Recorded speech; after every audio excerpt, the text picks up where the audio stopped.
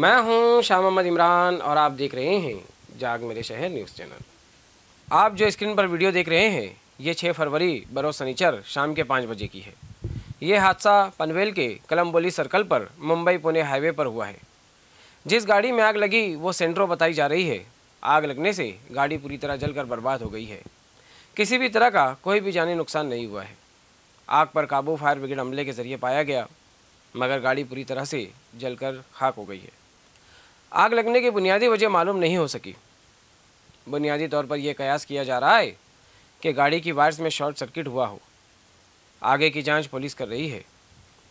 इस हादसे के मद्देनज़र जाग मेरे शहर न्यूज़ टीम अपील करती है कि अपनी गाड़ियों में सैनिटाइज़र का छिड़काव उतना ही करें जितनी ज़रूरत हो। सैनिटाइज़र के छिड़काव के फ़ौरन बाद गाड़ियों का इस्तेमाल ना करें। ऐसे ही न्यूज़ देखने के लिए देखते रहिए जाग मेरे शहर न्यूज़ चैनल, कैमरामैन अमानुल्लाह के साथ। ऐसे ही अवामी बेदारी वाले वीडियोस देखने के लिए हमारे न्यूज़ चैनल को सब्सक्राइब करें और बेल आइकन के बटन पर क्लिक करके ऑल का ऑप्शन सिलेक्ट कर लें ताकि हमारी हर वीडियोस की नोटिफिकेशन आपको मिलती रहे।